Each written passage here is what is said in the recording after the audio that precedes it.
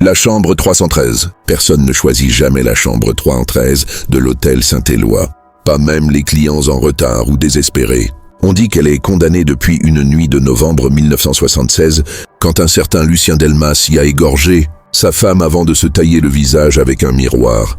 Quand on rouvre cette chambre, ce n'est jamais pour y loger quelqu'un, mais pour vérifier que quelque chose ne s'y trouve pas. Mais ce soir-là, par une erreur informatique ou une volonté plus obscure, Clara, 29 ans, monte avec sa valise au 3e étage. Elle est seule, fatiguée, et son téléphone ne capte plus depuis qu'elle a passé les portes en bois noir du hall. À la réception, l'homme l'a regardée un peu trop longtemps. Il a dit d'une voix blanche « La 313, très bien. Dormez bien, mademoiselle. » Clara insère la clé. La porte grince comme si elle n'avait pas été ouverte depuis des années. L'odeur de renfermé, de poussière humide, lui colle à la gorge. Le papier peint se décolle par endroits, et le miroir au-dessus du lit est fendu en diagonale. Mais elle est trop épuisée pour protester. La nuit tombe, elle s'endort vite. Mais à 3h13 précise, elle se réveille en sursaut. Le miroir goûte. Pas de la condensation. Du sang. Une goutte tombe, puis deux, puis un filet continue. Elle se lève en panique et court vers la porte, bloquée. Elle tambourine.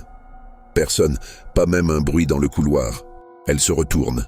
Et là, le miroir n'est plus fendu, mais son reflet la regarde toujours. Seulement, il ne bouge pas comme elle. Il sourit.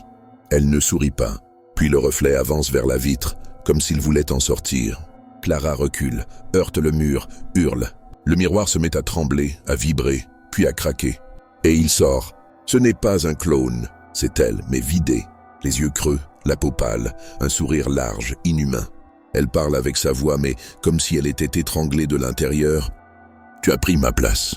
Maintenant, c'est mon tour. » Le lendemain matin, la porte de la 313 est entr'ouverte. La chambre est impeccable, vide, aucune trace de Clara.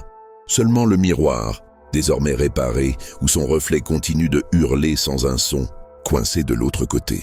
Et quand quelqu'un regarde assez longtemps dans cette glace, on jurerait voir un second reflet derrière eux, prêt à changer de place.